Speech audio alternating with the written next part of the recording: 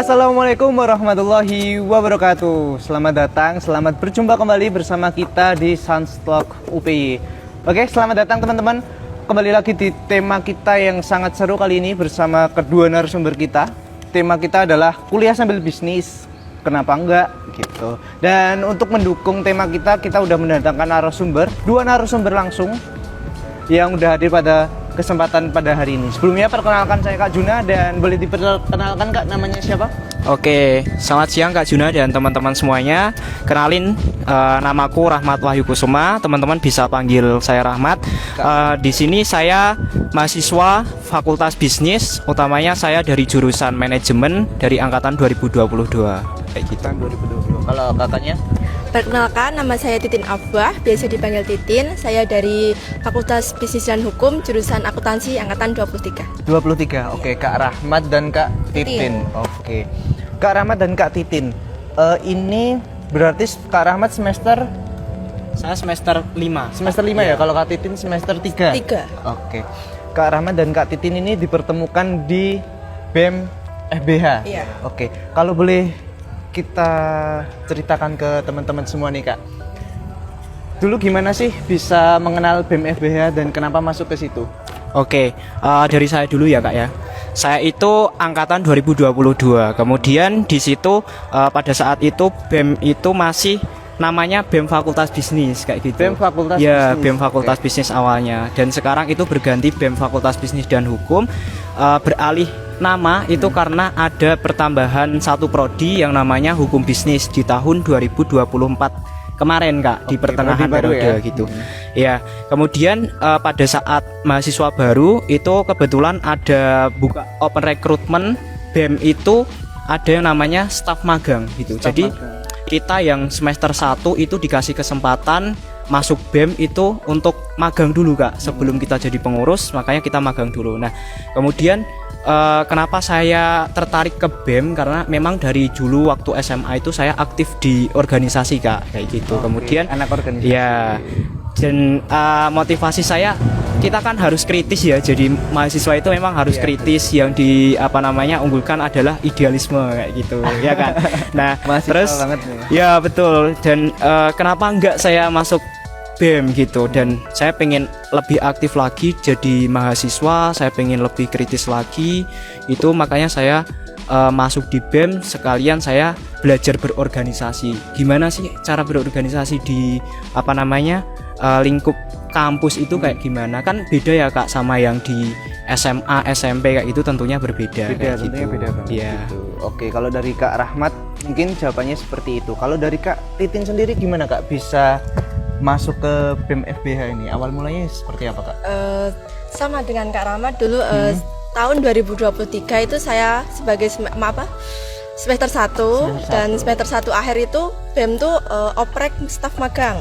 Akhirnya saya bergabung ke staf magang tersebut dan sekarang menjadi pengurus bendahara di Fakultas BEM ini. BEM tersebut Iya. ya. Oke. Jadi kalau Kak Rahmat sebagai apa di BEM FBH?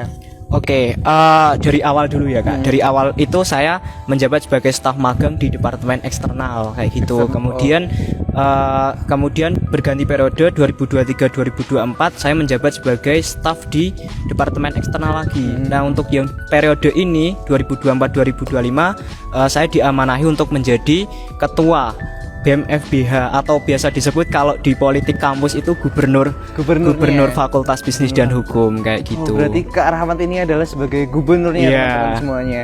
Oke, tadi kan jawaban dari Kak Rahmat dan Kak Titin ya, itu emang suka berorganisasi. Mungkin kalau saya kerucutkan nih Kak, kenapa motivasi terbesarnya apa bisa masuk ke BEM FBH? Jadi organisasi FBH-nya aja. Motivasinya kenapa kok pilih organisasi FBH aja lah? Kenapa itu Kak? Mungkin dari Kak Titin dulu. Iya, mungkin Kak Titin dulu. Ya, jadi saya sebagai maba itu udah punya planning kalau nanti sebagai mahasiswa itu mengikuti organisasi gitu. Jadi karena waktu itu ya, itu yang oprek itu ini staf magang BEM fakultas, dan kalau mau gabung HMP itu minimal di semester 3, jadi belum bisa. Oh, oke. Jadi akhirnya awal-awal coba gitu, terus masuk di departemen internal. Nah, terus setelah masuk kok ternyata dapat teman banyak, dapat relasi banyak, terus akhirnya gimana ya? Itu tuh membuka peluang-peluang baru gitu loh. Ya, jadi banyak belajar ya? Iya, di semester 2, 3 itu kan butuh buku ya kita. Nah, itu bisa minjem ke kakak tingkat gitu. Ya, jadi relasi ya? Iya, bener banget. Terus waktu ada event-event gitu, akhirnya saya bisa dapat informasi dari fakultas itu, dari organisasi itu. Jadi banyak banget ya benefitnya ya. Iya. Kalau Kak Rahmat sendiri, kenapa Kak Rahmat masuk ke organisasi BEM FBH ini? Oke, kembali dengan tujuan awal ya Kak. Jadi mahasiswa kita harus kritis kayak gitu. Tapi karena saya di manajemen di Fakultas Bisnis dan Hukum, maka saya pengen berkontribusi Kak di Fakultas Bisnis dan Hukum itu gimana kita caranya mendukung visi dan misi fakultas dengan ada yang kita masuk ke BEM, maka kita bisa menselaraskan match dengan visi misi BEM juga kayak gitu. Dengan kita kayak gitu kita bisa mendukung visi misi fakultas, kemudian juga kita pengen memajukan Fakultas Bisnis dan Hukum, kemudian BEM ini kita pengen kita pengen bersaing dengan BEM-BEM dari luar, dengan kampus-kampus yang lain, walaupun kita mungkin agak ini ya Kak ya di kampus ini. Kemudian saya pengen memajukan BEM, intinya kayak gitu Kak. Makanya menghidupkan ya? Iya, menghidupkan BEM kembali. Kemudian terkait dengan organisasi juga sekarang bisa dibilang mahasiswa itu kurang minat dengan organisasi kayak gitu Kak. Dan alhamdulillah untuk saat ini BEM itu hampir 60 anggota Kak. Itu 60 belum anggota. ya kita belum membuka untuk peluang kepada mahasiswa baru untuk ikut gabung ke kita terkait dengan staf magang kayak gitu. Oke. Mungkin itu ya teman-teman alasan kenapa Kak Rahmat dan Kak Titin ya masuk ke organisasi BEM FBH. Cuma dari tadi kan kita udah bahas tentang BEM FBH. Mungkin teman-teman tuh sebenarnya masih bingung nggak? Sebenarnya BEM FBH itu apa sih, kegiatannya apa, ngapain aja sih gitu? Mungkin bisa dijelaskan salah satu dari kakaknya, Kak Titin atau Kak Rahmat? Oke, terkait dengan BEM ya, BEM itu sebagai menjembatani aspirasi mahasiswa kepada fakultas, karena kita ranahnya adalah di fakultas kayak gitu. Politik kampus itu ada fakultas dan ada tingkat kampus kayak gitu, dan kita ranahnya adalah di fakultas. Ya, terkait dengan permasalahan akademik mahasiswa, non akademik mahasiswa, itu nanti kita membuka aspirasi terkait dengan permasalahan yang ada dari mahasiswa. Selain itu kita juga memberikan fasilitas kepada mahasiswa di bidang akademik maupun non akademik. Namanya kalau di kampus itu ada Tridharma perguruan tinggi Kak. Itu ada pendidikan, kemudian penelitian dan juga pengabdian kayak gitu. Nah, di sini kita juga di dalam visi misi dan program kerja kita masukkan termasuk Tridharma perguruan tinggi itu. Di BEM FBH ya, di Kak? BEM FBH terkait dengan pendidikan kita belajar di kelas, kemudian terkait dengan penelitian nanti kita ada satu departemen Kak yang namanya penelitian dan pengembangan, di mana penelitian dan pengembangan itu kita pengen mendukung Tridharma perguruan tinggi, dan kita pengen mahasiswa di ranah fakultas bisnis itu bisa aktif dalam penelitian kayak gitu. Kemudian terkait dengan pengabdian ya Kak, kita juga ada proker di mana kita membina satu desa yang terpencil kayak gitu. Kita pengen berkontribusi terhadap kemajuan bangsa dari yang kecil dulu Kak, dari yang daerah terpencil dulu, barangkali nanti bisa memotivasi terhadap organisasi-organisasi lain maupun masyarakat yang lain gitu. Walaupun lewat langkah kecil kita semoga bisa menginspirasi lah kayak gitu. Walaupun secara dampak tidak bisa signifikan, tapi saya berharap bisa memotivasi dan menginspirasi banyak orang kayak gitu Kak. Banyak orang. Oke, terima kasih Mas Rahmat. Jadi dari apa yang udah dijelaskan Mas Rahmat ini tentunya banyak suka dukanya ya Kak, betul, Kak, dalam menjalaninya ya. Mungkin itu nanti bisa teman-teman tanyakan langsung, atau teman-teman bahkan gabung lagi ke BEM FBH ya untuk bisa merasakan bagaimana sih rasanya untuk menjadi anggota dari BEM FBH gitu. Oke, Kalau Kak Rahmat total udah berapa lama Kak di BEM FBH ini Kak? Saya 3 periode ini Kak. 3 periode di ini? BEM FBH. Oke, cukup lama ya? Iya. Dan udah pernah menjabat jadi apa aja Kak? Saya sebagai staf magang, kemudian magang. staf di departemen eksternal, kemudian sekarang sebagai gubernur, Sampai gubernur mahasiswa ya, Fakultas sampai ketua Bisnis kayak gitu. Oke, kalau Kak Titin udah berapa lama Kak di BEM FBH? Hampir 2 periode. Hampir 2 periode. Iya, jadi staf magang itu selama 6 bulan. Terus sekarang di BEM ini hampir berapa ya Mas? Berapa bulan ya? Ada 4 bulan berjalan. 4 bulanan ya? Iya. Oke. Dari sekian lamanya Kak Rahmat dan Kak Titin ada di BEM FBH nih, pasti ada sedikit yang mempengaruhi hidup kalian tentunya. Boleh nggak dijelaskan ke teman-teman apa sih pengaruh BEM FBH terhadap kehidupan kakak-kakaknya ini? Mungkin dari Kak Titin dulu. Kak Titin dulu. Yang iya. berpengaruh di kehidupan Kak Titin sehari-hari gitu. Apa coba? Ya, jadi yang pertama saya merasa saya tuh bisa mengembangkan kepercayaan diri saya waktu bergabung di BEM FBH ini karena kita tuh punya kesempatan buat ngobrol, buat jadi pembicara gitu selama berorganisasi, selama misal musyawarah gitu. Terus yang lainnya mungkin apa ya? Kita jadi lebih gimana ya? Dapat informasi itu lebih mudah gitu loh. Selama iya di kampus kan kadang informasi itu nggak menyebar luas gitu ya. Jadi kalau waktu gabung di BEM Fakultas Bisnis dan Hukum ini tuh jadi informasi itu lebih gampang gitu loh. Jadi mulai dari cutting dari teman seangkatan gitu. Oke, dari Kak Titin. Kalau dari Kak Rahmat seperti apa? Oke, mungkin terkait dengan pengaruh ya, karena kita itu di salah satu organisasi yang menyatukan kita adalah tujuan, visi dan misi. Nah, dari awal itu memang mungkin ya dari teman-teman itu punya satu tujuan yang sama, kemudian punya tekad semangat yang sama, maka ketika saya mungkin kalau kehidupan itu kan ada up and down-nya ya Kak ya. Nah Ya, itu pasti betul. ada yang struggle-nya. membuat kita semangat dengan kita berorganisasi kayak gini. Nah kalau dari saya itu analoginya gini Kak, kalau kita belajar di kelas itu mungkin kita hanya bisa mendapatkan IPK 4 atau mungkin nilai 100 kayak gitu. Nah dengan kita berorganisasi kita bisa semisal nih di IPK itu kita nggak bisa mencapai 4 skala 4 atau mungkin tidak mencapai nilai 100 kayak gitu, tapi dengan kita berorganisasi kita bisa mendapatkan nilai-nilai yang lain sehingga kita bisa menjadi sempurna, kita bisa skala itu kita bisa tercapai kayak gitu. Makanya sayang sekali kalau semisal kita menjadi mahasiswa itu nggak ikut berorganisasi, rugi Kak kayak betul, gitu. Betul.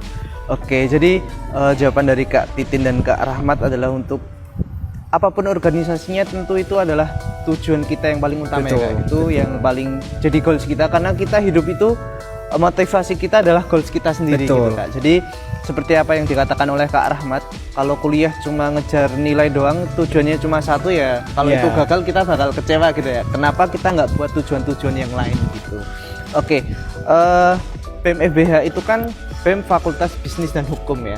Ini berarti seputar tentang bisnis. Kalau dari Kak Rahmat dan Kak Titin sendiri, ada nggak sih bisnis yang tercipta karena BEM ini atau udah bikin bisnis? Oke, kalau dari saya itu Kak, sebenarnya ada satu bisnis yang berjalan sampai sekarang. Nah itu dampak dari COVID dulu Kak. Dampak dari COVID? Iya, dampak dari COVID. Nah, Menarik. COVID itu kan kita nggak bisa bertatap muka, kemudian pakai platform-platform digital yang online kayak Jmeet, kayak Zoom kayak gitu ya Kak ya. Nah itu kan berkembang saat COVID. Nah saya itu bikin satu bisnis sama kakak dulunya itu sampai sekarang nggak berjalan. Itu namanya pelatihan terkait dengan penelitian Kak kayak gitu. Ya sebagai mahasiswa kita harus penelitian, riset kayak gitu. Nah sampai sekarang itu berjalan. Nah untuk orientasinya itu kita targetnya adalah dosen Kak kayak gitu. Karena tuntutan mahasiswa sama dosen itu berbeda. Nah tuntutan untuk dosen itu harus dituntut untuk penelitian, publikasi kayak gitu. Nah itu kita sifatnya adalah pelatihannya secara webinar Kak, Zoom kayak gitu. Kita menggunakan platform Zoom secara jarak jauh. Nah untuk jangkauannya itu seluruh Indonesia kayak gitu, di berbagai daerah, seluruh kampus dan lain sebagainya kayak gitu. Tapi tidak menutup kemungkinan ketika ada klien yang menghubungi kita untuk bisa mengadakan pelatihan secara offline juga bisa Kak kayak gitu. Dan selain itu juga saya sendiri itu bisnis terkait dengan fashion Kak kayak gitu. Fashion ya kayak kaos, kemudian Menarik. baju dan lain sebagainya. Nah, untuk saat ini saya sudah bekerja sama dengan 5 vendor yang ada di Jogja kayak gitu Kak. Gitu. Berarti nanti buat teman-teman yang mungkin berkebutuhan tentang kaos atau fashion bisa langsung Yeah. hubungin Kak Rahmat ya Kak? Betul. Boleh di-spill nggak hubunginya kemana gitu Kak? Nanti bisa menghubungi lewat IG saya. Oke. Kalau WA nanti jangan ya, lewat IG saja. IG dulu ya, Ya, tentunya ya. IG dulu @rahmatwahyu. Rahmat Wahyu. Oke.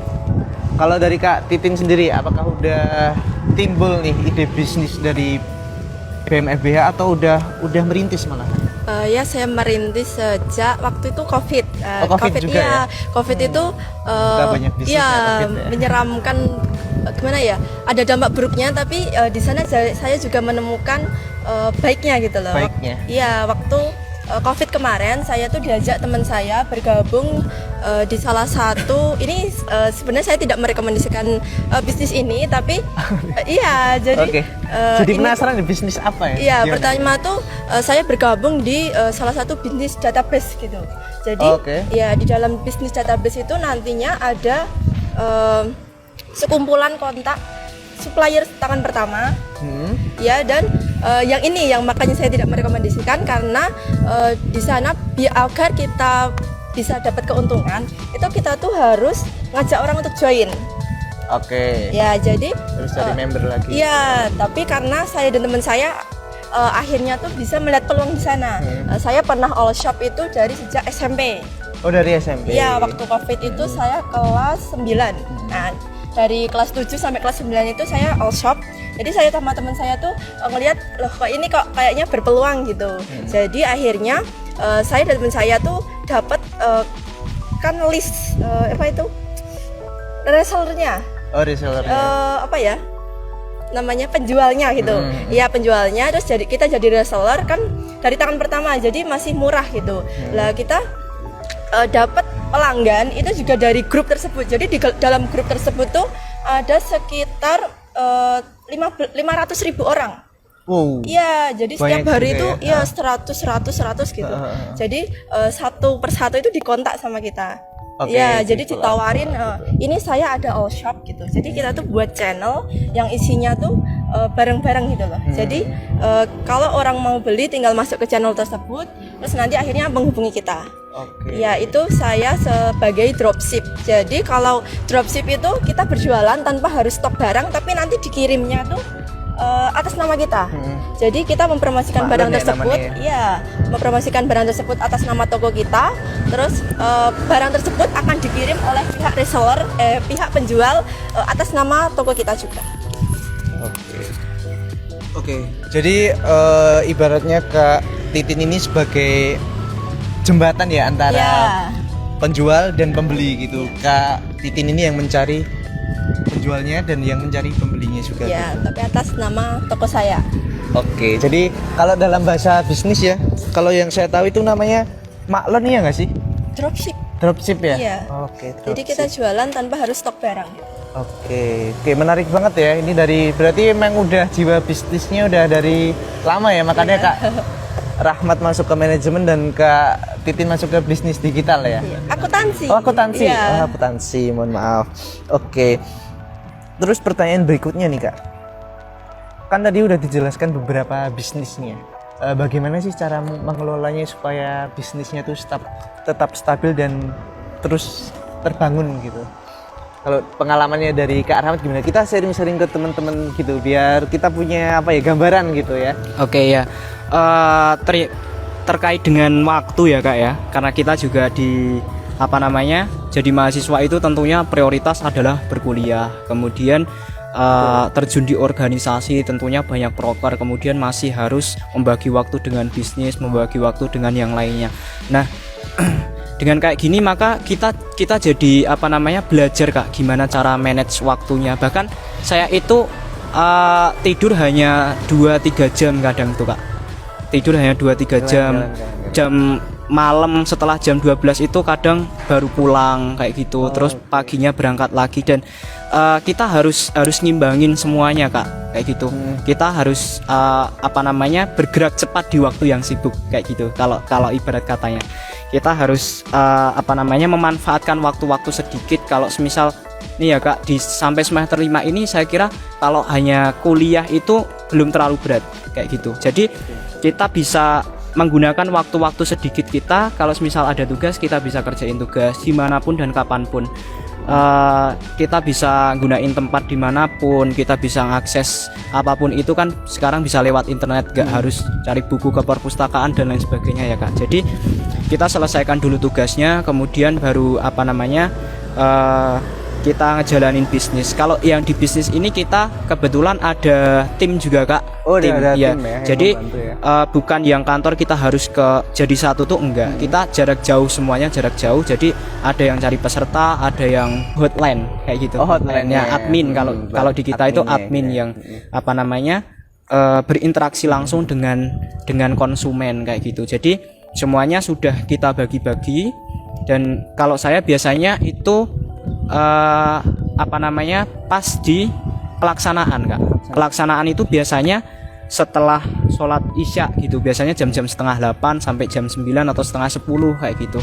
Karena untuk pesertanya sendiri kan ada dosen-dosen, ada mahasiswa juga. Kita ngambil di waktu-waktu setelah berkuliah di luar kampus ya, waktu-waktu senggang kayak gitu baru kita pelaksanaan supaya bisa efektif semuanya kayak gitu. Oke, kalau tadi Kak Rahmat seperti itu ya cara untuk bagaimana sih mengembangkan bisnisnya. Kalau dari Kak Titin sendiri seperti apa untuk mengembangkan bisnisnya? Oh ya, jadi kalau dropship ini kan kita nggak perlu stok barang, nggak harus cek gudang, nggak harus kirim barang ya. Jadi tugas saya tuh cuma mempromosikan, nanti cuma membalas chat. Jadi mereka mau pesan apa, saya arahin begini. Jadi nanti kuliah tuh tetap nomor satu gitu, prioritasnya tetap kuliah gitu. Jadi nanti di waktu-waktu kuliah itu saya tuh masih bisa tetap membalas chat mereka gitu loh. Oke. Iya, bahkan membuatkan pesanan itu waktu kuliah pun bisa gitu. Jadi kalau untuk perkuliahan ya, antara perkuliahan dengan bisnis, waktu perkuliahan sebelum kelas itu saya udah mempelajari dulu. Jadi nanti waktu di kelas saya tuh udah paham apa yang mau diajarin dosennya gitu. Jadi nanti waktu malam itu nanti saya udah ini apa ya yang nggak paham nanti bisa ditanyain ke dosennya waktu pembelajaran itu berlangsung. Oke, jadi lebih efektif ya. Iya. Sebelum kuliah apa sih yang jadi masalah? Oh, ini yang tak siapin buat tanya dosen. Oke, terima kasih Kak Rahmat dan Kak Titin ya. Sebelumnya ini mengingatkan untuk teman-teman semuanya yang udah bergabung, kita ada door prize untuk 5 penanya. Itu ada 5 door prize untuk penanya terbaik ya.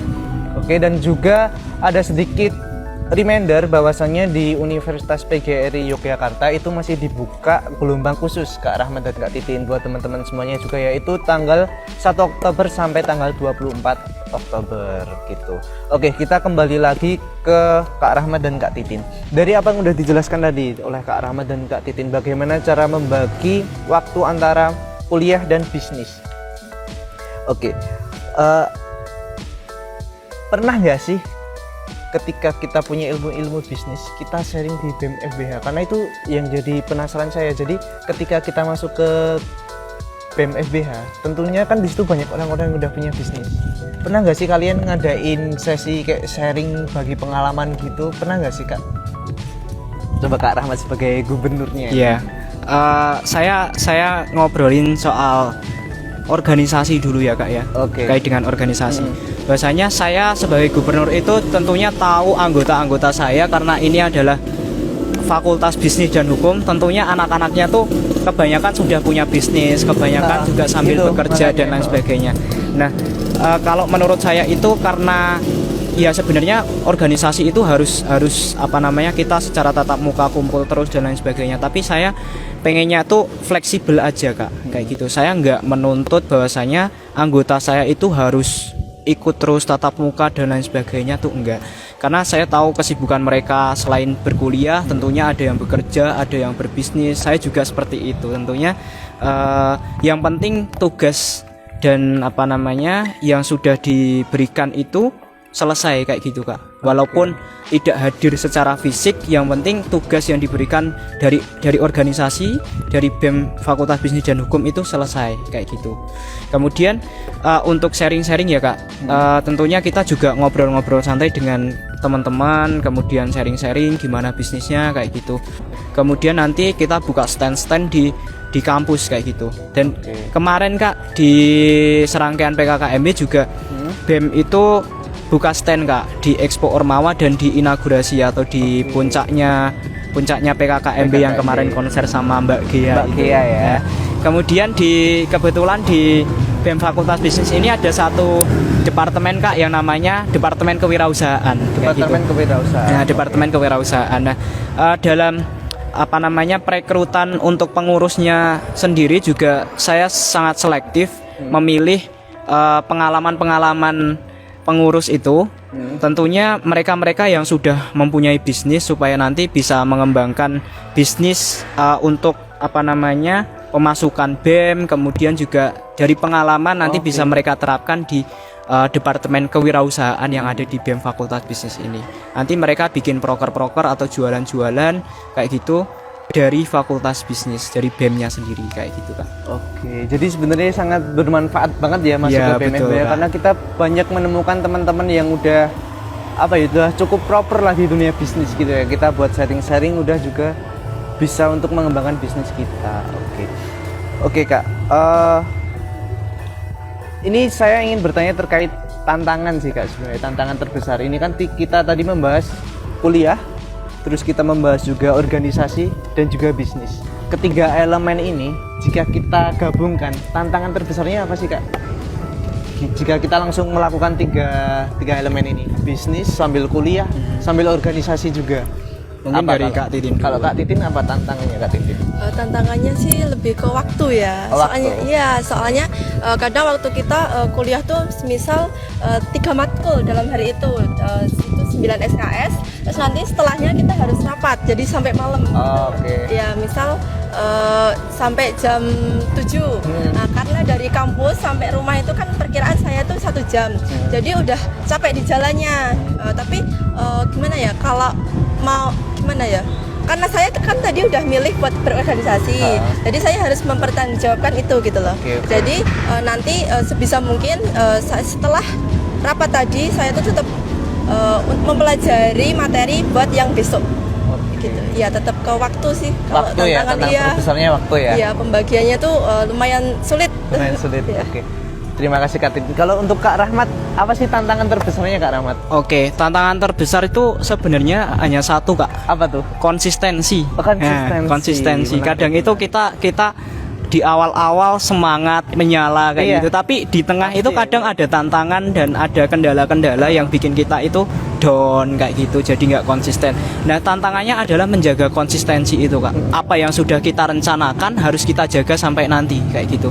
Jadi kalau di bisnis itu yang pertama adalah planning Kak. Kita harus merencanakan terlebih dahulu apa yang akan berjalan ke depan. Kita harus rencanakan, kita harus ngapain aja. Nah, cara ngejaganya itu Kak. Jadi memang pasti banyak sekali tantangan ya Kak, terkait dengan waktu yang tadi dibilang sama Kak Titin, kemudian kondisi-kondisi yang terjadi, teman dan lain sebagainya di perkuliahan tentunya banyak masalah. Nah, gimana caranya kita menjaga komitmen kita, konsistensi di awal, kemudian planning yang sudah kita buat itu gimana bisa tetap berjalan kayak gitu Kak. Kalau dari saya itu. Jadi tantangan terbesar Kak Rahmat ini adalah konsistensi ya. Betul, Dan betul. cara untuk kita terus konsisten, tips dari Kak Rahmat itu adalah kita membuat planning gitu ya, supaya tetap terplanning walaupun kita bosen, kita capek, kita harus menyelesaikan planning yang udah kita buat gitu ya.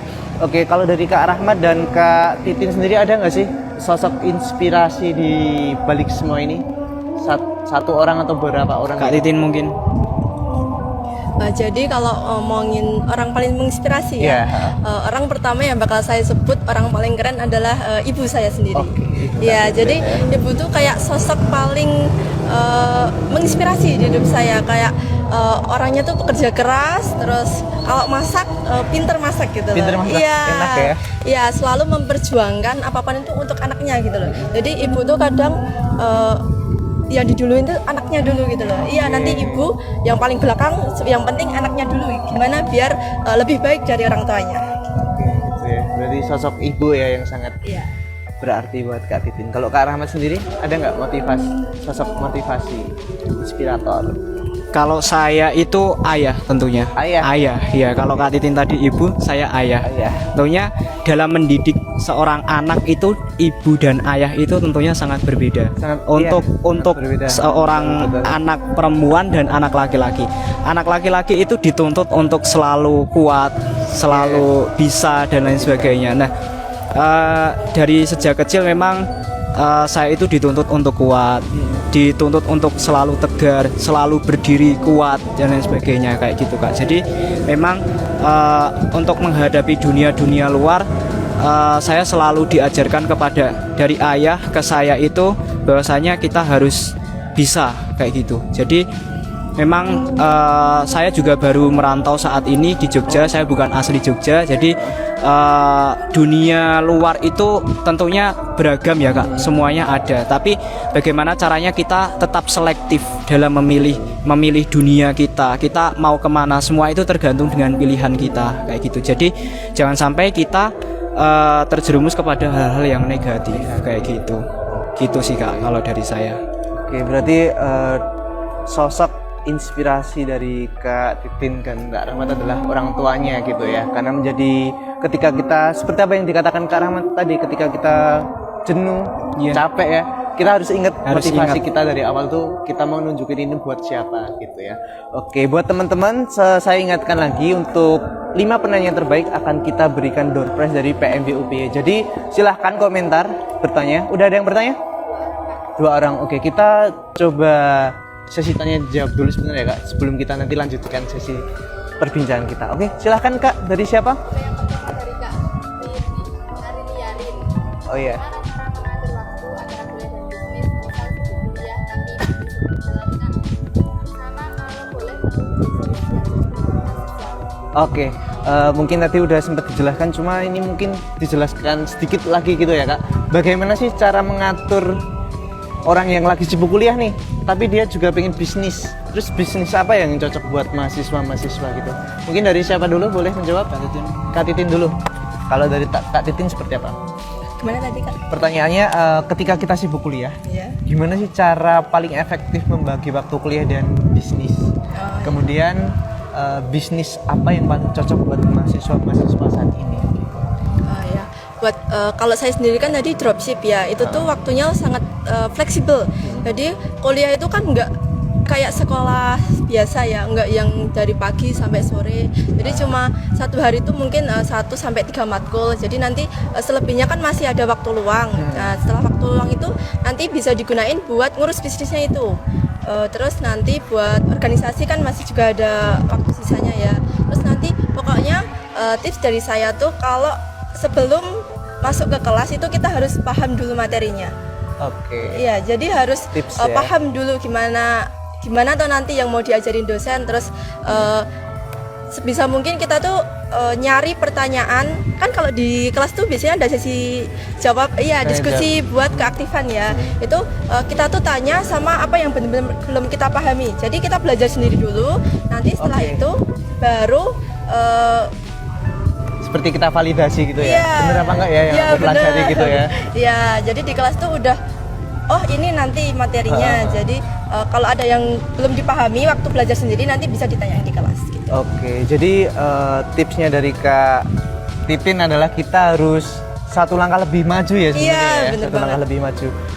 Mungkin untuk bisnisnya nanti sama Kak Rahmat dua-dua ya, maksudnya kalau dari Kak Titin nanti seperti apa, Kak Rahmat seperti apa. Cuma nanti Kak Rahmat jawab dulu pertanyaan yang gimana sih cara bagi waktu kuliah sama bisnis yang efektif buat mahasiswa yang belum pernah terjun di bidangnya gitu. Iya, tentunya mungkin bagi teman-teman yang belum pernah mencoba bisnis, mungkin dari yang ringan-ringan dulu aja, yang nggak menyibukkan, tentunya nggak mempengaruhi perkuliahan dan organisasi yang bagi teman-teman pengen join ke organisasi. Nah, yang pertama itu kita harus nge-planning dulu Kak. Planning dulu. Kita dari semester 1 sampai lulus itu saya udah ada planning Kak. semester 1 harus ngapain, semester 2 harus ngapain, sampai nanti lulus itu ngapain itu udah ada planning. Jadi bagi teman-teman itu sangat penting ya. Jadi tolong diperhatikan. Jadi yang sudah sekarang menjadi mahasiswa itu bisa membuat planning per semesternya harus ngapain. Kemudian bagus bagi teman-teman yang pengen ikut mencoba berbisnis, itu mungkin saran dari saya ya untuk yang mahasiswa itu kayak yang sekarang itu buket gitu loh Kak, buket, kemudian iya hampers, buket buat kemudian wisuda gitu ya. Kemudian mungkin bisa buka jasa ngerjain tugas. Kadang itu kan ada ya yang mahasiswa itu lagi manajemen banyak banget. Iya, mahasiswa itu yang kadang masuk kuliah kemudian sambil pulang ke kos rebahan, malas buat ngerjain tugas. Nah itu bagi teman-teman mungkin gitu ya. bisa bisa. ke teman-temannya dulu lah sekelas gitu.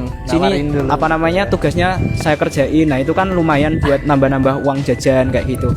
Nah kayak gitu mungkin dari yang nggak menyibukkan waktu dulu kayak gitu, karena bagi mahasiswa baru itu tentunya masih adaptasi Kak, antara peralihan dari masa SMA ke perkuliahan itu seperti apa. Jadi pelajari lingkungan baru dulu, pelajari waktunya seperti apa, kondisinya seperti apa. Mungkin bagi teman-teman yang baru mahasiswa baru mau merintis, itu saran dari saya yang nggak menyibukkan waktu dulu gitu. Dan kita harus konsisten terhadap apa yang sudah kita rencanakan. Kita harus selalu ingat tujuan dan target kita itu seperti apa. Gitu. Kalau dari Kak Titin tadi, kira-kira apa ya ide bisnis apa yang cocok buat mahasiswa-mahasiswa? Oh ya, saya merekomendasikan affiliate sih. Affiliate? Ya, affiliate. Shopee sama TikTok. Kalau dulu saya tuh juga pernah di Shopee itu promosinya itu ke Facebook. Tapi karena ada kendala, jadi postingan saya tuh dihapus sama pihak Facebook gitu loh. Secara tiba-tiba. Jadi sebenarnya tuh lumayan gitu loh. 2 minggu itu bisa 500.000 kecapai. Ya, jadi kalau affiliate itu hampir sama kayak dropship. Kalau dropship kan kita promosi produk, terus kita jualan produk, tapi atas nama toko yang jualan. Tapi kalau atas nama kita sendiri. Ya, kalau affiliate kan kita promosi produk, kita jualan produk. Kita nggak packing produk, tapi atas nama si penjualnya tadi. Oke. Ya, kita jualin ya. Iya, sekarang kan TikTok lagi marak-maraknya ya. Ya, jadi affiliate TikTok tuh sangat menjanjikan gitu loh. Komisinya juga lumayan. Saya juga lagi nyoba-nyoba di affiliate. Iya. Oke, berarti nanti buat teman-teman yang masih bingung bisnis apa, mungkin solusi dari saya ya, gabung ke BEM FBH sih. Iya kan? Kita banyak sharing di situ kan. Oke, terima kasih Kak Rahmat dan Kak Titin. Pertanyaan berikutnya? Iya. Halo Kak, aku mau bertanya Kak, aku mau manajemen tahun ini. Oke. Organisasi sejak semester 1. Menurut Kakak, mungkinkah bisa menjadi jembatan mahasiswa untuk belajar skill? Oke, jadi Kak siapa tadi? Kak Giwangji. Oke, Kak Giwangji ini adalah maba manajemen. Kalau dia masuk organisasi, bisa nggak sih buat ngembangin skillnya Kak Giwangji ini?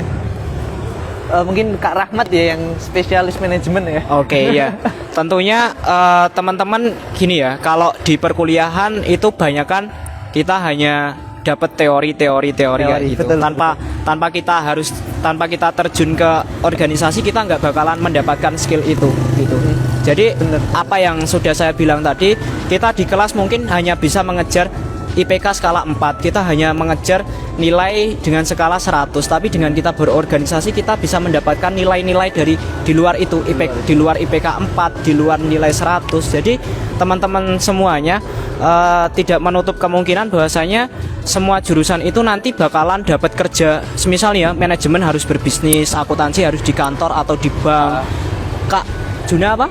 Saya pendidikan sejarah. Nah, pendidikan sejarah nanti di museum atau jadi sejarawan tuh enggak ya Kak ya. Jadi terkait dengan skill yang teman-teman miliki, kemudian ikut bergabung dengan organisasi, itu nanti bakalan mengasah skill-skill teman-teman, utamanya skill berkomunikasi, kemudian skill manajemen waktu, kemudian dan lain sebagainya. Itu enggak teman-teman dapatkan di perkuliahan, enggak teman-teman dapatkan di kelas-kelas. Dosen-dosen tuh enggak mungkin Kak apa namanya mengajarkan kayak gitu.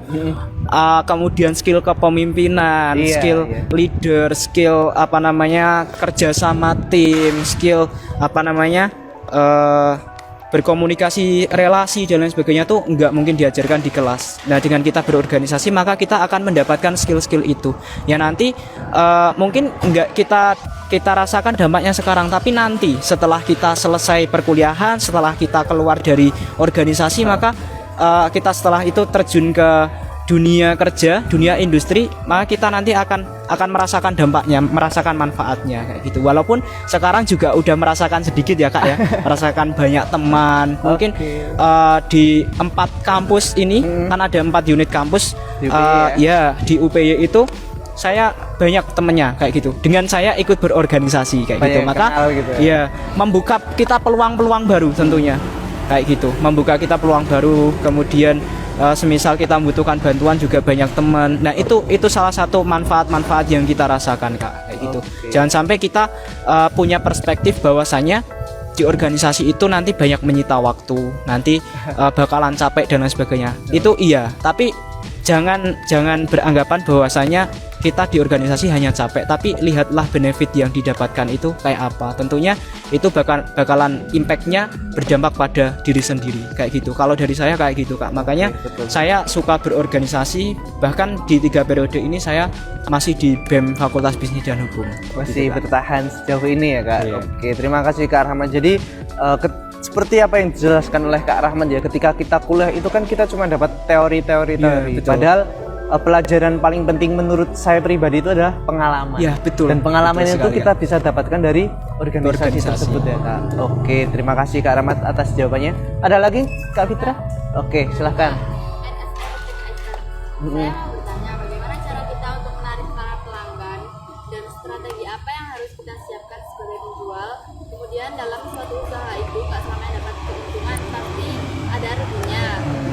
Nah, bagaimana cara mengatasinya? Oke, ini kayaknya udah mulai bisnis ya, awal-awal bisnis ya. Jadi pertanyaannya itu adalah gimana sih kita caranya, strategi kita untuk menarik pelanggan, konsumen. Terus bagaimana cara kita tetap konsisten ketika usaha kita stuck gitu ya, nggak ada untungnya, nggak ada ruginya gitu. Mungkin bisa dijawab oleh 2 kakak-kakaknya ini Kak. Oke, mungkin dari saya dulu ya, Oke, yang Kak sebagai apa namanya mahasiswa manajemen. Nah, di manajemen itu kita belajar di dalam pemasaran itu namanya STP Kak. STP, S-nya itu segmenting, positioning, targeting, positioning. Jadi yang pertama itu segmen, kita harus menentukan segmen dulu. Jadi nggak semua bisnis itu segmennya sama Kak. Jadi kita harus menentukan segmen pasar kita itu seperti apa. Apakah usia 1 sampai 5 tahun atau 10 sampai 15 tahun atau 15 sampai 30 tahun kayak gitu. Kita harus menentukan segmennya kayak gitu, segmennya. Kemudian terkait dengan produk kakaknya seperti apa gitu, kita harus menentukan nanti konsumennya itu kita sasarannya ke siapa sih kayak gitu. Kemudian targeting juga, kemudian positioning. Nah, posisi ini nanti terkait dengan tempat atau apa, kakaknya juga harus apa namanya menentukan kayak gitu. Jadi harus paham terkait dengan teori STP ini, segmenting, targeting dan positioning kayak gitu. Selain itu juga ada apa namanya 7P itu di dalam pemasaran kayak gitu Kak. Nah, kemudian terkait tadi ya Kak ya, kalau semisal mengalami kerugian kayak gimana ya, tentunya segala sesuatu itu tentunya ada risikonya, kayak gitu, ada risikonya. Jadi jangan takut kakaknya kalau semisal rugi kayak gitu. Jadi jangan fokus kepada ruginya itu. Nah, ini saya ambil contoh penemu lampu aja nih Kak. Penemu lampu ya, dia itu bekerja keras, mencoba terus tanpa menyerah. Betul. Itu sampai 10.000 kali gagal, dan ke 10.000 sekiannya itu dia berhasil menciptakan lampu. Nah, yang di apa namanya hargai itu adalah prosesnya dulu. Kita berproses dulu baru nanti mendapatkan hasilnya. Bagaimana kalau semisal penemu lampu itu ke 10.000-nya dia menyerah ya? Nah, sampai sekarang mungkin dunia nggak akan terang seperti saat ini kayak gitu. Jadi terus mencoba, kalau semisal gagal terus mencoba, nanti bakalan tahu ritmenya seperti apa. Dengan kegagalan-kegagalan itu kita bisa terus memperbaiki. Dengan apa namanya mungkin kerugian-kerugian yang kakak alami, kakak bisa pelajari apa sih yang bikin saya rugi, apa sih yang bikin saya salah dalam bisnis.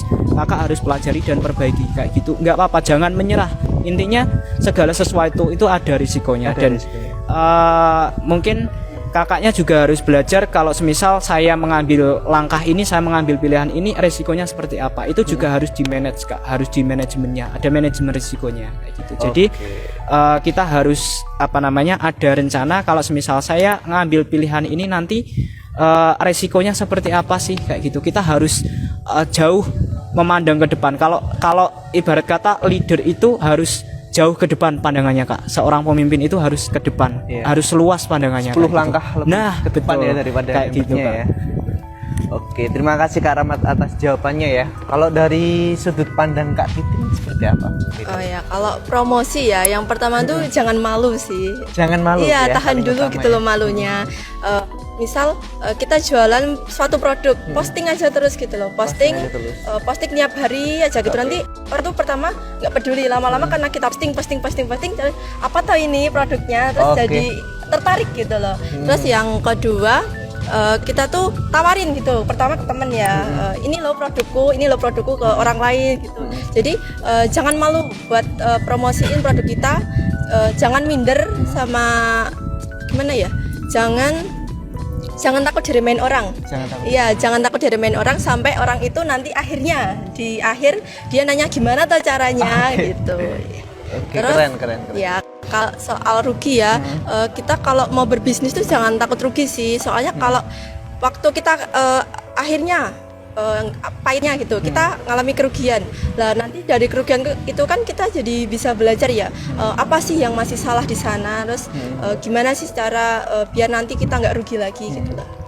Oke, terima kasih ya Kak Titin ya. Dari Kak Titin itu yang penting kita jangan malu dulu ya. Iya. Kita terus promosikan dulu. Bahkan kalau orang-orang zaman dulu model promosinya masih door to door ya Kak. Iya. Masih datang ke rumah, ke pintunya ditawarkan gitu. Mungkin karena awalnya keganggu tapi penasaran. Sebenarnya jualan apa sih? Iya. Ya udah cobain lah. Ternyata ketagihan gitu ya. Oke, terima kasih dari Kak Titin. Kemudian masih ada yang ingin bertanya? Ada banyak ya ini ya.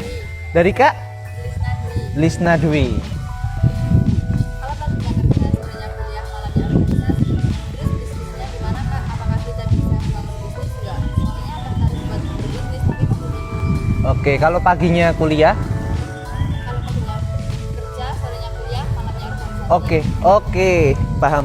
Berarti ini dia ada di 4 elemen Kak. Kalau tadi kan 3 kan, bisnis, organisasi dan kuliah. Tapi ini dia juga kerja. Kak. Jadi ada 4 faktor nih. Mungkin ada gambaran nggak Kak? Gimana sih caranya buat mengatasi hal tersebut? Kerja, pagi kerja, siang kuliah, sore organisasi, mungkin malamnya ya bisnisnya. Iya.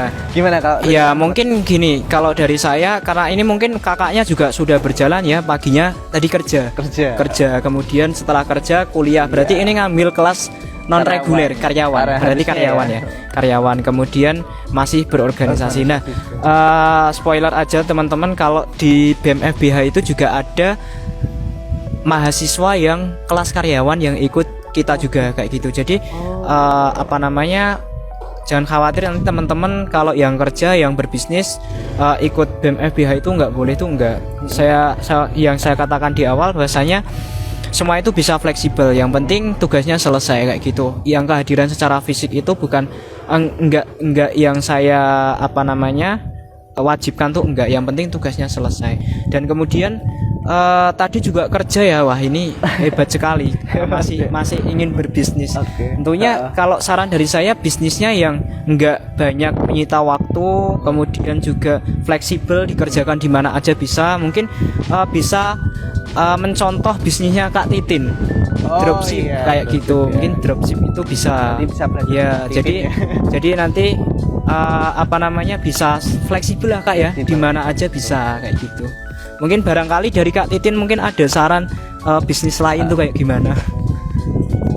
Kalau ditanya tadi kan bisa atau enggak ya? Jawabannya tetap bisa, tapi bisnis yang mobile gitu loh. Jadi pakai HP aja kita bisa ngehandle gitu. Misalnya kayak dropship, kan kita cuma balesin chat sama buat pesanan ya ke penjual. Terus yang kedua affiliate tadi kan, waktu kita kan selalu ada waktu senggang ya, misal istirahat, misal produk pot gini aja, terus kita video terus dikasih kata-kata, kan banyak ya sekarang di TikTok gitu.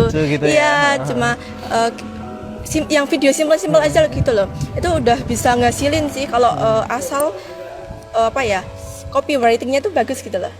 Iya. Dan itu kita tetap harus belajar gitu ya dengan pengalaman kita ya. Oke, terima kasih Kak Rahmat dan Kak Titin ya. Intinya semua itu bisa tergantung diri kita sendiri gitu ya. Oke. Ada lagi Kak Fitra? Udah ya. Oke. Udah 5 ya tadi ya? Udah 4. Mungkin nanti teman-teman kalau ada yang ingin bertanya silahkan langsung diketik di kolom komentar gitu. Karena ada 5 door prize buat 5 penanya terbaik gitu. Oke, kita balik lagi ya Kak. Dari keempat penanya yang saya simpulkan semua terkait bisnis. Nah, saya balikkan lagi ke topik kita awal tadi yang itu BEM FBH. Kalau teman-teman mau masuk ke BEM FBH, gimana sih caranya Kak? Bisa dijelaskan? Siapa yang mau menjelaskan? Sekarang masih ada pembukaan atau kalau ada yang mau daftar gimana gitu Kak? Oke, terkait dengan open recruitment pengurus, kebetulan kita sudah tutup Kak. Sudah tutup ya? Kemarin di awal Oktober, dan saat ini kita ada 55 anggota pengurus di BEM FBH kayak gitu. Kemudian nanti mungkin barangkali teman-teman yang pengen gabung di BEM FBH, yang pengen belajar organisasi dari awal, yang sekarang mahasiswa baru semester 1, nanti bisa gabung di kita. Itu posisinya adalah staf magang. Nanti belajar dulu magang. Nah, nggak lama lagi kita akan buka terkait dengan open recruitment untuk staf magang kayak gitu. Jadi nanti teman-teman yang sekarang di prodi bisnis digital, manajemen, akuntansi dan hukum bisnis nanti bisa pantau terus di sosmednya BEM Fakultas Bisnis, di IG-nya. Dan juga nanti kita ada promosi-promosi juga dari teman-teman pengurus lewat flyer, lewat pamflet yang akan ditempel-tempel di sekitaran area Fakultas Bisnis kayak gitu. Oke, gitu. Terima kasih Kak Rahmat. Jadi buat teman-teman yang punya ide bisnis mungkin yang belum terrealisasikan, butuh masukan-masukan dari senior-senior gitu ya, bisa masuk ke BEM FBH, karena di situ kita terus belajar terkait bagaimana cara kita tadi cari promosi, cari target marketingnya, banyak cara penjualnya, cara kita motivasi biar waktu ketika kita rugi kita tetap bertahan gimana gitu ya, banyak banget.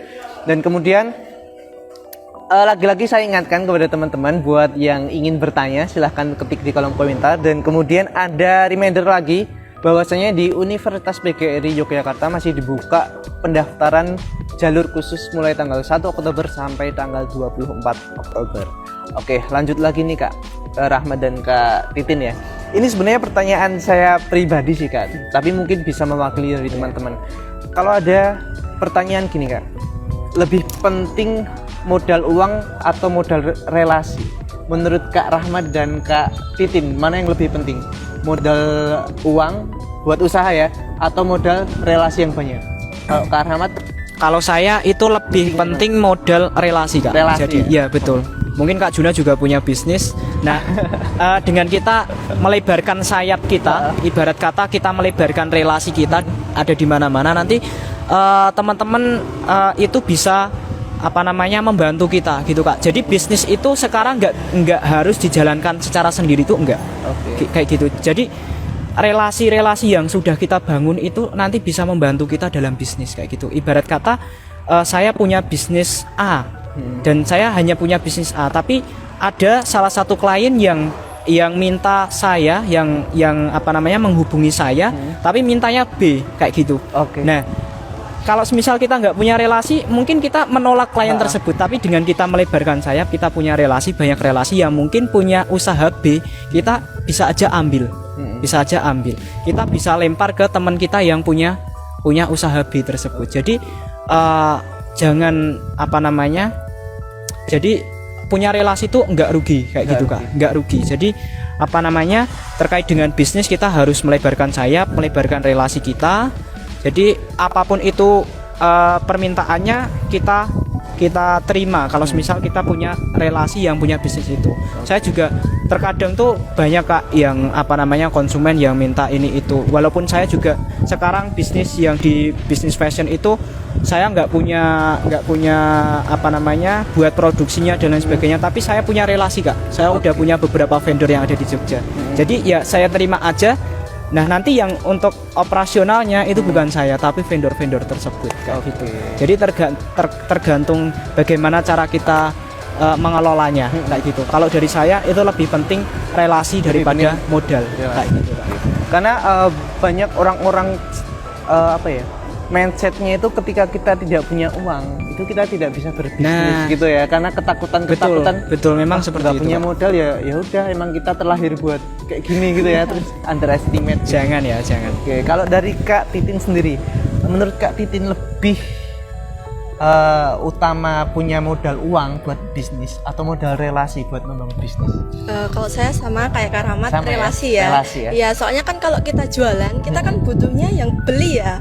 Yes. Ya, kalau kita keluar modal sekian gitu, tapi nanti nggak ada orang yang beli, kan nggak ada pemasukan ya ke kita. Jadi kalau dengan relasi, misal dengan jualan gitu tadi, nanti kan kita promosi kan akhirnya di sana nanti ada pembelinya gitu ya. Terus misal di affiliate tadi kita bisa promosi misal lewat WA ada promo gitu, terus nanti kita buat status ini kan orang banyak yang klik lewat link tersebut kan, jadinya kita dapat komisinya. Terus misal dari dropship tadi kalau saya kan dropship ini di Telegram itu udah alhamdulillahnya pengiriman di seluruh Indonesia. Jadi kalau relasi itu nggak harus yang dekat gini ya, jadi cuma tetangga, cuma teman kuliah gitu kan. Jadi nanti saya sama pelanggan tuh bahkan sering sharing gitu loh. Iya, terus gimana jualannya di sana. Terus akhirnya dari situ tuh dia merekomendasikan saya ke orang lain gitu. Iya, yang mau gitu jualan. Ya. Ambil aja. barang kesini aja ya. Oke, jadi lebih penting relasi gitu ya. Iya. Dan sebenarnya kenapa banyak orang organisasi yang sukses itu sebenarnya karena ketika dia kuliah dia membangun relasi dulu ya sebelum membangun bisnis ya. Jadi mereka udah bisa membuat gambaran, oh kira-kira bisnis yang cocok apa dengan relasi kita, atau banyak relasi yang juga memberi masukan-masukan gitu ya. Dan salah satu jalannya itu adalah organisasi BEM FBH gitu ya. Oke, Kak Rahmat dan Kak Titin, terima kasih banyak ya atas konsultasinya ya, mungkin kita bisa sebutnya seperti itu karena ini waktunya ternyata udah hampir sejam Kak Rahmat dan Kak Titin. Mungkin ini adalah udah akhir dari pertemuan kita. Mungkin untuk terakhir nih Kak, ada nggak sih pesan buat mahasiswa baru, seluruh mahasiswa maksud saya, misalnya untuk terkait tadi jangan takut untuk membuat bisnis, atau pesan untuk terus semangat, terserah pesan-pesannya seperti apa? Oke, kalau dari saya itu gini teman-teman, hidup itu pilihan. Jadi mau apapun itu pilihan teman-teman, ya itu pilihan teman-teman. Walaupun teman-teman nggak memilih, itu bisa disebut pilihan karena teman-teman nggak memilih kayak gitu. Dan segala sesuatunya itu ada risikonya. Teman-teman nggak memilih pun itu ada risikonya kayak gitu. Jadi kalau di manajemen itu high risk high return. Semakin tinggi risiko, semakin tinggi pengembalian. Semakin tinggi risiko yang kita ambil, semakin tinggi dampaknya, ataupun nanti mungkin dampak entah itu buruk, entah itu baik kayak gitu. Jadi bagi teman-teman yang sekarang belum ikut organisasi, join organisasi, mungkin bisa membuka pandangan bagi teman-teman yang tadi waktu 1 jam lebih kita sharing-sharing kayak gitu. Betul. Mungkin pengalaman yang saya ceritakan kepada teman-teman semuanya bisa menginspirasi, bisa memotivasi, bisa menggerakkan hati teman-teman semuanya. Nanti bisa join organisasi. Walaupun yang ikut gabung join live sekarang nggak cuman dari FBH aja, mungkin nanti teman-teman bisa ikut join di organisasi yang ada di UPY ini kayak gitu. Semua organisasi itu sama teman-teman, jadi baik, kemudian memberikan impact yang baik pula bagi diri teman-teman semuanya, memberikan benefit yang sama. Intinya kemudian jangan takut Kemudian jangan takut kalau misal teman-teman mau membuka bisnis, teman-teman mau mengembangkan diri, mengupgrade skill lewat organisasi, lewat dunia luar yang lain kayak gitu. Jadi silahkan teman-teman, kalau misal memang cuman kuliah aja ya mungkin hanya teori-teori aja yang teman-teman dapatkan dari kelas, hanya nilai saja yang teman-teman dapatkan kayak gitu. Tapi dengan organisasi, dengan teman-teman mencoba hal-hal baru, maka itu yang akan meningkatkan value dari diri teman-teman semuanya kayak gitu. Mungkin dari saya kayak gitu kesan-pesannya, Kak. Oke, terima kasih Kak Rahmat atas kesan-pesannya. Kalau dari Kak Titin sendiri, pesan-pesan buat mahasiswa seperti apa? Bahkan buat teman-teman yang lain lah, nggak cuma mahasiswa. Seperti apa? Coba aja dulu sih. Coba aja dulu. Ya, kan kita nggak tahu jalan rezeki kita tuh sebenarnya di mana ya. Kalau yang pengen dicoba, cobain aja gitu loh. Jangan takut nanti gimana Selagi muda ya? Iya, yang penting dicoba dulu. Mumpung masih muda, mumpung masih kuliah, habisin dulu jatah gagalnya. Biar nanti di masa kita tua tuh kita tinggal nikmatin apa yang udah kita lakuin waktu muda gitu loh. Terus selanjutnya buat teman-teman yang punya privilege untuk kuliah, ambil kuliahnya dan jalanin kuliahnya dengan benar-benar, karena nggak semua orang itu bisa rasain yang namanya bangku kuliah. Iya, terus semisal nantinya kalian nggak dapet universitas yang dipengenin, dunia kalian tuh nggak berhenti di situ gitu loh. Jadi kalian bisa bergabung di universitas yang selain yang dipengenin gitu loh. Oke, terima kasih Kak Titin ya. Jadi dari kesimpulan dari Kak Rahmat dan Kak Titin adalah hidup itu adalah pilihan, dan cobainlah dulu. Seperti template kita kayak kuliah sambil bisnis, kenapa tidak gitu ya. Oke, terima kasih buat Kak Rahmat dan Kak Titin.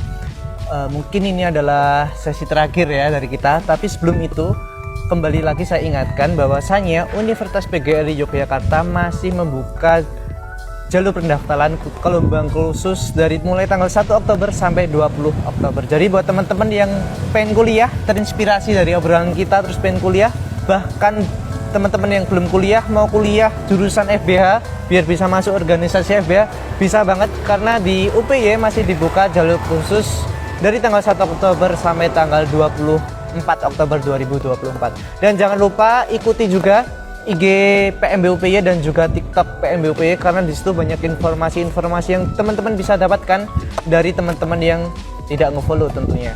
Tuh. Jangan lupa juga follow IG BMFB ya. Apa? IG-nya Kak? BMFBH. Oke, terima kasih buat Kak Rahmat dan Kak Titin. Semoga apa yang kita bicarakan bisa menjadi manfaat ke depannya. Oke, terima kasih. Kita akhiri. Dan terima kasih Kak Rahmat. Terima kasih Kak Titin. Kita akhiri. Wassalamualaikum warahmatullahi wabarakatuh. Terima kasih.